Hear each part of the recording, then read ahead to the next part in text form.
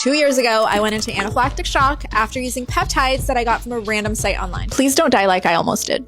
She's a brand person. She builds brands. But she's right. People should not be buying things online just because they're there. There's no quality control. That's not saying, oh, it's good or bad, but is the dose that's on the vial, what's in the vial, what's the reconstitution with it? Endotoxin is something that bacteria have on them when they die. Their surface coat is very, very inflammatory to our body. It's called lipopolysaccharide. And if you put LPS into the body, it's like every 911, every fire drill goes off, and you can be very, very sick from that. It could be fatal. The next thing is in the production of these peptides, there are different versions of peptides that could be produced, and this is called chirality. You have a left hand and a right hand. They're made of the same material, but they look different, so they can bind in different affinities, and that could be good or bad. They haven't been vetted. So they have to be produced and quality controlled with testing from a licensed place. These labs are just putting this not for human use, research use only. That is legalese to stay gray. There's a lot of layers as to why this is still happening. It's because most people that are using these gray peptides don't trust doctors anymore because healthcare has failed them, and they can just DIY it themselves. This is the same thing that goes true when people try to DIY their own filler. Like, it's insanity. Oh, and it's extremely cheap comparatively, because it could literally be water. Or what if it's, oh, this one gives me energy. I'm like, what if there's just like caffeine in it and you like feel a boost? You have no way of knowing. They say that, oh, well, it's third-party tested. There's a certificate of analysis. Yeah, I could make that on my computer myself too. There's no way to have that verified by third-party testing unless you're gonna go ahead and send that vial out for testing on your own. It's just unregulated, and you're injecting something into somebody's body. So therefore, that's practicing medicine without a license. Not okay to do. The next thing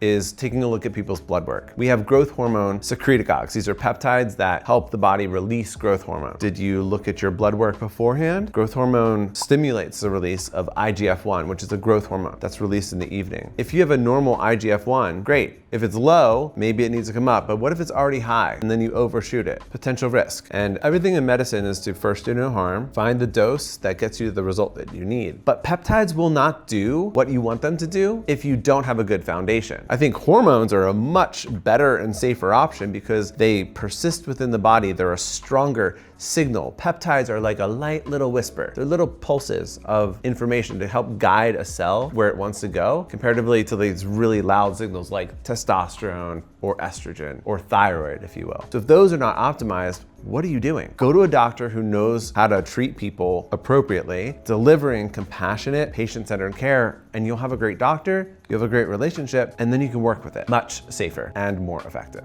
End of story.